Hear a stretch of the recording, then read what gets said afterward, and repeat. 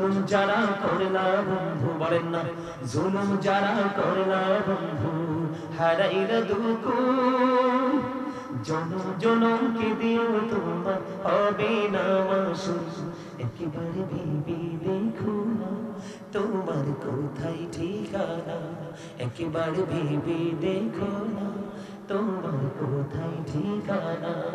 এখনো তো আছে সময়, বুঝো তোমার ভুল, জনম জনমকে দিও তোমার হবে না মাসুল।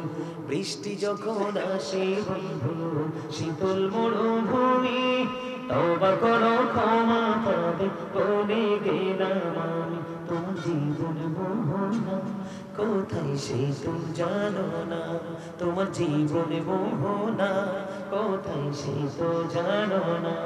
ক্ষমা যদি না পাও বন্ধু, ক্ষমা যদি না পাও বন্ধু, পাবি না তুকু জনম জনমকে দিও তোমার হবে না মাসুল। মারহাবা। আবারও মনে করিয়ে দিলাম, বুঝতে পারছেন নি? আপনি যে দুনিয়াতে যত অন্যায় করতেছেন, আপনি নিজের উপর নিজে জুলুম করতেছেন। মূলত অন্যকে আপনি, অন্যের হাসর আপনি সহজ করে দিচ্ছেন। বন্ধু আপনি সুদ খাইতেছেন, আপনি নিজের উপর নিজে জুলুম করতেছেন। আপনি মিথ্যা বলতেছেন, নিজের উপর নিজে জুলুম করতেছেন। ও বন্ধু, মানুষ মানুষের হক চুরি করে খায়, এটাও সে নিজের উপর নিজে জুলুম করলো। এই জন্য আমি আপনাদেরকে বলি রে, কবরের মধ্যেই বন্ধু রিঅ্যাকশন শুরু হয়ে যাবে। এমন ভাবে মাটি তাকে চাপ দিবে রে। ও বন্ধু, শুধু এখানে ক্ষান্ত নয়, জাহান্নামীদের পাপের সাজার কোনো শেষ নাই। জাহান্নামী যারা ভয়ঙ্কর আযাবের মধ্যে তাদেরকে নিপতিত হতে হবে। আপনারা আমার দিকে তাকান, জাহান্নামী যারা, পাপী যারা, তাদের জন্য আমার আল্লাহ বলেছেন ইন্নাল মুনাফিকিনা ফিদ দারকিল আসফালি মিনান নার। আমার আল্লাহ বলেছেন the hypocrites will be in the lowest place of hell. আমার রাসূল বলেছেন মুনাফিকরা জাহান্নামের সর্বনিম্ন স্তরে থাকবে। নাউযুবিল্লাহ। আমার রাসূল বলেছেন believers love the prophet, hypocrites don't love the prophet। আমার রাসূল বলে দিয়েছেন ঈমানদাররা নবীকে ভালোবাসবে আর মুনাফিকরা নবীকে ভালোবাসবে না। যারা নবীকে ভালোবাসবে তার কবর হবে বন্ধু জান্নাত, আর যারা নবীকে ভালোবাসতে পারবে না তার ঠিকানা হবে জাহান্নাম। জাহান্নাম তো নয়, রাসূল বলে দিয়েছেন জাহান্নামীদের সবচেয়ে কম আযাব হলো আগুনের এক জোড়া জুতা। নাউজুবিল্লাহ বলেন না। আগুনের এক জোড়া জুতা, জুতাটা পড়াই দিতে দেরি রে। ও বন্ধু, জুতাটা পড়াই দিতে দেরি, মাথার মগজ টকবক টকবক করে উতরাইবে। তুমি কি করবে সেদিন শুইতে পারবা না, কাউকে তুমি সাহায্যকারীও তুমি পাবা না। এখানে শুধু ক্ষান্ত নয়, আমার রাসূল বলে দিয়েছেন হাদিস শরীফের মধ্যে এসেছে বন্ধু, হযরত আবু হুরায়রা রাদিয়াল্লাহু তাআলা থেকে হাদিস বর্ণিত। রাসূল বলেছেন আমার আল্লাহ জাহান্নামের আগুনকে 1000 বছর তাপ দিয়েছেন, আগুনের রং হয়ে গেছে লাল। আমার আল্লাহ বলেন আরো 1000 বছর তাপ দিলেন, আগুনের রং হয়ে গেল বন্ধু সাদা। আরো 1000 বছর তাপ দিলেন, আগুনের রং হয়ে গেল বন্ধু কালো। এই 3000 বছর আগুনকে উত্তপ্ত করে ওই মুনাফিক নামক জাহান্নামীদের জন্য আমার আল্লাহ আগুনকে বরাদ্দ করে রেখেছে। শুধু এখানে ক্ষান্ত নয়, আমি আপনাদেরকে বলে দিই, এই পৃথিবীতে কিন্তু মনে যা চায় আমরা তাই খাইতে পারি, কিন্তু পরে আপনি যদি জাহান্নামী হও বন্ধু গো, ওখানে তোমার ইচ্ছে মতো কিছুই হবে না, কিন্তু জান্নাতি যদি হও তোমার ইচ্ছে মতো হবে। আর জোরে বলুন না সুবহানাল্লাহ। আমি আপনাদেরকে বলি, পবিত্র কালামে হাকিমে এসেছে বন্ধু, জাহান্নামের জন্য একটা খাবার বরাদ্দ রেখেছেন। ওই খাবারের নাম হলো বন্ধু বিষাক্ত কাঁটাযুক্ত ফল জাক্কুম। এত বিষাক্ত হবে ওই জাক্কুমটা, আপনাদের এই দেওপাড়া বাজারে জমিনে যদি একটা ফোঁটা জাক্কুম যদি এই মুহূর্তে পড়ে, এই বাংলাদেশ সিলেট জেলা, কি হবিগঞ্জ জেলা নেই, হবিগঞ্জ জেলা, নবীগঞ্জ উপজেলা, এই উপজেলায় দেওপাড়া বাজারের মাটিতে যদি একটা ফোঁটা জাক্কুম করে, কয় ফোঁটা, একটা ফোঁটা জাক্কুম যদি পড়ে রে, ও বন্ধু তোমরা হৃদয় উজাড় করে শোনো, একটা একটা ফোঁটা যখন যদি দেওপাড়ার জমিনে পড়ে রে, ওই লন্ডনের মাটি, আমেরিকার মাটি পর্যন্ত তাৎক্ষণিকভাবে বিষাক্ত হয়ে যাবে, গোটা পৃথিবীর মাটিগুলো বিষাক্ত হয়ে যাবে, কিয়ামত পর্যন্ত কোনো শস্য জন্ম হবে না, ওই মাটিতে কেউ কোনোদিন ফসল তৈরি করতে পারবে না। ওরে দেওপাড়ার মানুষ, আমার ভাই, আমার বাবা গো, ওই খাবারটা তোমাদের জাহান্নামে যারা তাদের জন্য বরাদ্দ, কেমন করে খাইবো, কেমন করে বন্ধু সহ্য করবা? এখানে শুধু ক্ষান্ত নয় ও বন্ধু, এটা কোরআন থেকে পাইলাম, হাদিস শরীফের মধ্যে এসেছে। আপনারা আমার প্রাণের রাসূল বলেছেন, ও উম্মতেরা রে, সাবধান হয়ে কবরে আসো, এই কবর বড় ভয়ঙ্কর। ইসলামের তৃতীয় খলিফা হযরত ওসমান রাদিয়াল্লাহু তাআলা কবর দেখলেই তিনি শুধু কাঁদতেন, কবর দেখলে শুধু কান্ত, চোখ দুইটা যেন বন্ধু ঝর্ণা হয়ে যেত, শুধু কান্না করত। এবার প্রশ্ন করলেন, আপনি কেন কবর দেখলে কাঁদেন? এবার হযরত ওসমান ডেকে ডেকে বললেন, কবর দেখলে কেন কাঁদি রে? পরকালের জীবনের প্রথম ধাপ হলো কবর। ওই কবরে যদি পার পেয়ে যায়, তার সব কিছু ইজি হয়ে যাবে, সহজ হয়ে যাবে। আর কবরে যদি রেস্ট হয়ে যায়, আটকা পড়ে যায় রে, তার বাকি সবগুলো তার প্রতিকূলে চলে যাবে। কেমন করে সইবে রে মানুষ? সইতে পারবা না গো। আমার রাসূল জানিয়ে দিয়েছে রে, ও আমার দেওপাড়ার আমার ভাই বাবারা, আমি আরেকটু আলোচনা করি, আলোচনাটা গুছিয়ে দিব, তোমরা বিরক্ত হও না, একটু মনটা দিয়ে আলোচনা শোনো। কত ভয়ঙ্কর হবে বন্ধু জাহান্নামীদের অবস্থা। আমার রাসূল বলেছেন, ও বন্ধু, হাদিস শরীফের মধ্যে এসেছে, ওই জাহান্নামীদের জন্য একটা খাবার বরাদ্দ আছে, ওই খাবারটার নাম হলো বন্ধু তিনাতুল খাবার। কি? আরো জোরে বলেন না, কি? মুখস্থ করেন না, তিনাতুল খাবার। ইয়া রাসূলুল্লাহ, ইয়া হাবিবাল্লাহ, নবী গো, ও প্রাণের নবী, এই তিনাতুল খাবারটা কি গো নবী? আমার নবীজি বললেন, এই তিনাতুল খাবারটা হলো রে আরেকটা জাহান্নামীর নিংড়ানো রক্ত, পুজ অথবা ঘাম। নাউজুবিল্লাহ বলবেন না আপনারা?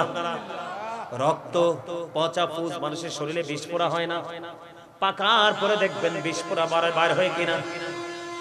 ও বন্ধু, রক্ত, পুজ অথবা ঘাম, ওই জাহান্নামীদের জন্য খাবার বরাদ্দ করে দিলেন। আমার রাসূল বন্ধু জানিয়ে দিয়েছে, ঘামের গন্ধ যদি নাকে লাগে, একজন আরেকজনের পাশে বসিন, একবার পরার পরে পোশাকটা আর পরি না, ঠিক কিনা বলেন? কিন্তু বন্ধু, ওপারে কত ভয়ঙ্কর খাবার। সবচেয়ে বড় খবর হলো, পৃথিবীর আপনি যাই খান না কেন, পানি পান করা ছাড়া বাঁচা সম্ভব না। কথা বলেন না, ঠিক না ঠিক? পানি করা ছাড়া বাঁচতে পারবো না আমরা, পানি ছাড়া বাঁচা যায় না রে। জাহান্নামীদের ভয়ঙ্করতার কথা কেমন করে বলে শেষ করব?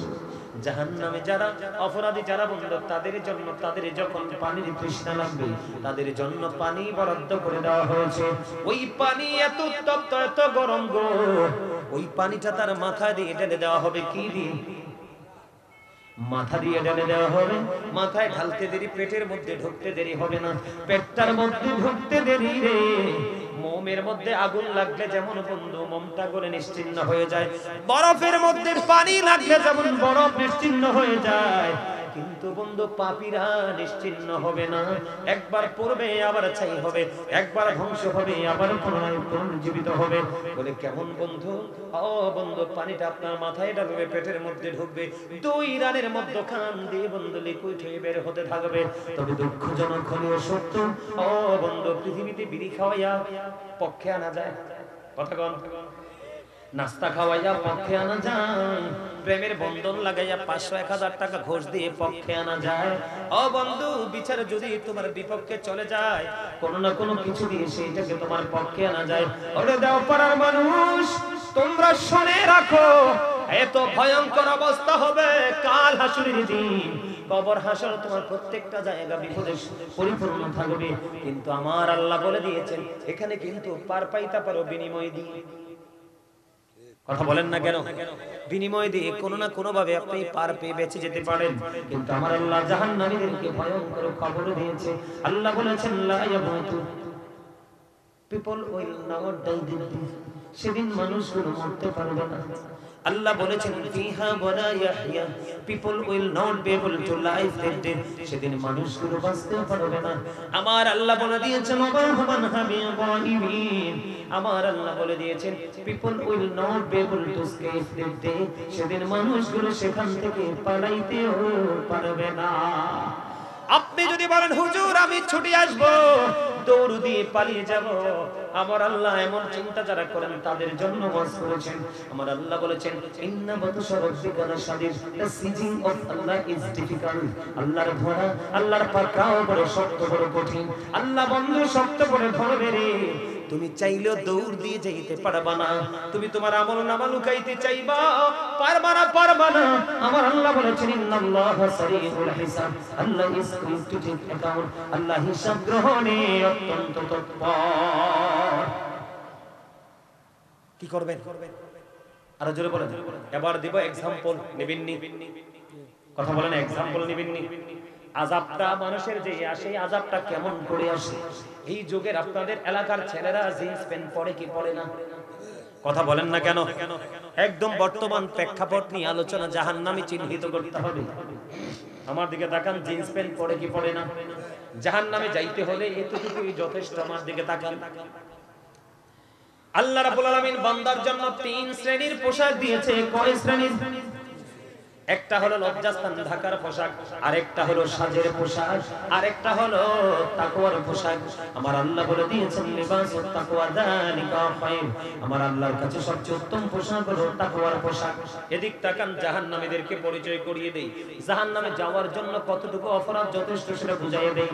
এবার যেটা হাসতে হাসতে আমরা করি, আল্লাহর কোরআন থেকে প্রমাণিত, পড়ে আমি যাব হাদিসের কাছে। আল্লাহর নবী আল্লাহ রাব্বুল আলামিন পবিত্র কোরআনে জানিয়ে দিয়েছেন ইমানদার পুরুষদের পোশাক উপর দিয়ে থাকবে নাভি বরাবর অথবা নাভির উপরে, আর নিচের দিক দিয়ে থাকবে টাকনুর উপরে। এই পোশাক পরা, এই কন্ডিশনে পোশাক পরা ইমানদার পুরুষের জন্য পর্দা এবং ফরজ। সুবহানাল্লাহ বলেন না কেন? এইটা হলো পুরুষের জন্য পর্দা, উপর দিয়ে নাভি বরাবর আর নিচের দিক দিয়ে বন্ধ টাকনুর উপরে। এইটা হলো পুরুষের জন্য পর্দা এবং ফরজ।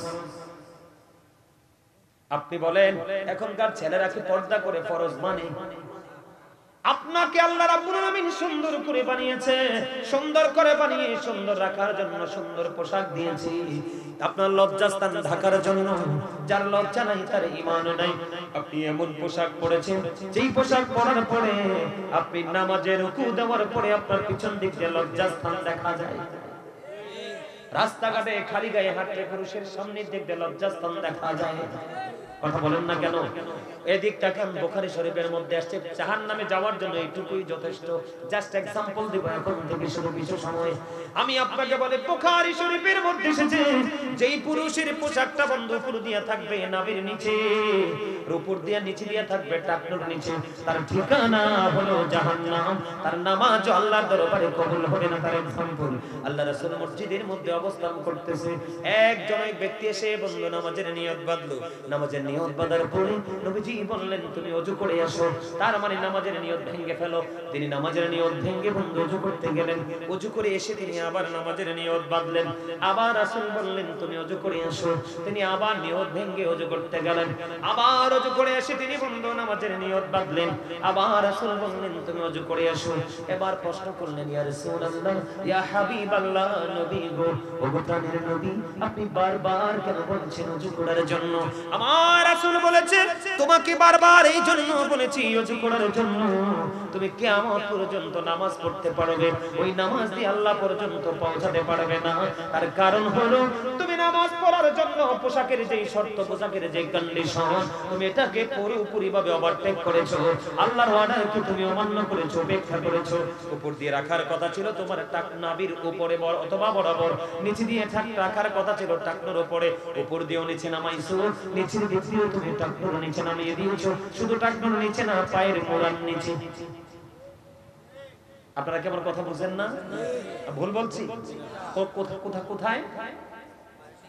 পায়ের একবার টাকনুর নিচে না, তো শুধু মোড়ার নিচে থাকে। জুতার তলা থাকে ইনটেক, আর প্যানের তলা হয়ে যায় ক্ষয়। বাস্তব কথা কিনা বলেন? অস্বীকার করতে পারবেন না, নিজের চক্ষু দুইটা দিয়ে বন্ধু দেখেছি। এখন আপনাকে আমি বলি, নামাজের মতো জায়গা থেকে নবীজি তাড়িয়ে দিলেন, কারণ শরীয়ত সম্মত পোশাক তুমি পরো নাই। এবার আপনি আমাকে প্রশ্ন করতে পারেন, বলে হুজুর এটার জন্য দায়ী কে? এটার জন্য দায়ী হলো আপনার মানসিকতা। কারণ আমার আল্লাহ বলেছে, বান্দা আমি আল্লাহকে পেতে চাইলে আমার হাবিবকে ফলো করো। আপনি আল্লাহর হাবিবকে ফলো না করে আপনি ফলো করছেন বেঈমান কাফেরকে। কাকে? আরো জোরে বলেন কাকে? আমার আল্লাহ বলেছেন উইদ্দাতিল কাফিরিন, কাফিরদের জন্য বরাদ্দ হলো জাহান্নাম। আর আমরা যারা ঈমানদার আমাদেরকে সাবধান করেছেন আমার আল্লাহ। আল্লাহ বলেছেন ইন্নাল কাফিরিনা কানু লাকুম আদুওয়ান মুবিনা। আমার আল্লাহ বলেছেন the heretics are the eternal enemy of the believers. ঈমানদারদের প্রকাশ্য শত্রু হলো বেঈমান কাফেররা। এই পোশাক তো বানাইছে সর্বপ্রথম কাফেররা। এই পোশাক প্যান্ট বের করে পুরুষের লজ্জা শরম শেষ। কথা বল না কেন? এই বেঈমানেরা কিন্ডারগার্টেন ইংলিশ মিডিয়াম বের করে সকালবেলা ফুরকানিয়া মাদ্রাসাকে মেরে ফেলেছে। কথা বলেন না কেন? আমাদের দাঁত মুখ পরিষ্কার করার জন্য নবীজি রেখে গেছেন মেসওয়াক। ওই বেঈমানেরা ব্রাশ আবিষ্কার করে বন্ধু মেসওয়াককে হত্যা করে ফেলেছে। ঠিক কিনা বলেন? এই পোশাকটাই আপনাকে জাহান্নামে নিয়ে যাওয়ার জন্য যথেষ্ট। আপনি প্যান্ট বলেন, পায়জামা বলেন, লুঙ্গি বলেন, ট্রাউজার বলেন, যেটাই বলেন উপর দিয়ে রাখতে হবে বন্ধু নাভি বরাবর, নিচে দিয়ে রাখতে হবে টাকনোর উপরে। আবু বকর সিদ্দিক রাদিয়াল্লাহু তাআলা আনহু প্রশ্ন করলেন, ইয়া রাসূলুল্লাহ, ইয়া হাবিবাল্লাহ, নবী গো, ও প্রাণের নবী, আমার পোশাক তো আমি টাকনোর উপরেই পরি, কিন্তু মাঝে মাঝে এটা নিচে চলে আসে। নিচে চলে আসতে দেরি, আমি উপরে উঠাইতে দেরি করি না, আমার অপরাধ কি হবে গো?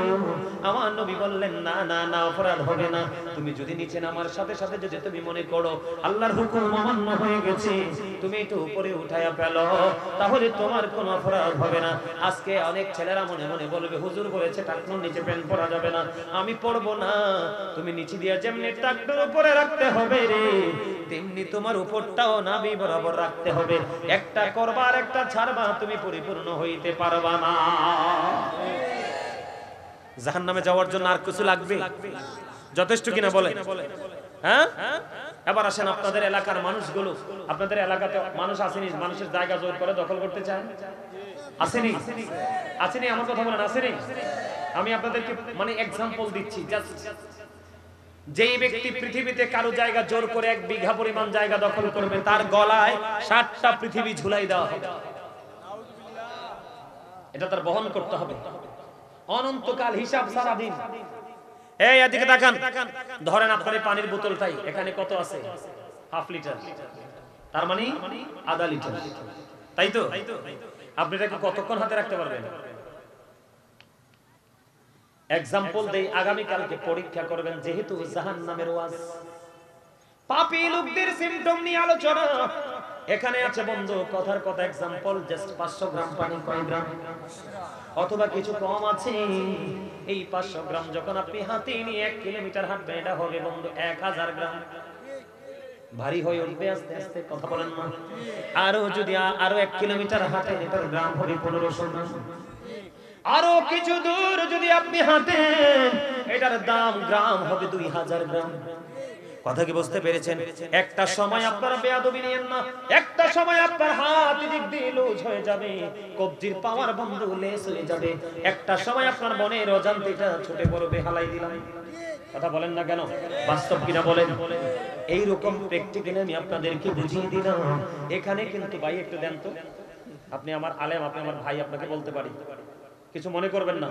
আপনাদের হুজুরকে এটা এক্সাম্পল দিচ্ছি। এখন আমি এটা ধরেন জাস্ট পড়ে গেল, পানি ছাড়া তো আমি বাঁচবো না। উনি আমি ফেলে দিলাম, উনি আমাকে হেল্প করেছে। কথা বলেন না কেন? আমি কি মাইকটা ছেড়ে দিব? ছেড়ে দিব? আপনারা কথা বলেন না কেন? আপনারা এখানে হাজার হাজার মানুষ আসতে হবে না তো?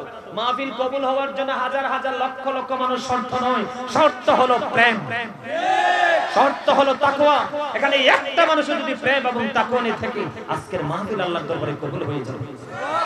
আপনাদেরকে বলে দেই, এখানে 40 জনের উপরে আছে মানুষ। যেখানে 40 জন মানুষ থাকে, এখানে একজন থাকে আল্লাহর প্রিয় মাহবুব বান্দা। আর এই একজনের উসিলা আল্লাহ সবাইকে কবুল করেন। আর আপনাদের জন্য তো আমি নিয়ামত। আমি একদিকে মেহমান আর একদিকে মুসাফির। আল্লাহ যখন খুশি হন বাবা মার কোলে তুলে দেয় কন্যা সন্তান, সুবহানাল্লাহ বলবেন না? আর কন্যা সন্তান, আল্লাহ গো আপনি যদি আরো বেশি খুশি হন, আল্লাহ কয় আমি পৃথিবীতে দেই বৃষ্টি। আল্লাহ আপনি যদি আরো বেশি খুশি হন তখন আপনি কি করেন? আমার আল্লাহ বললেন আমি কারো বাড়িতে পাঠিয়ে দেই মেহমান।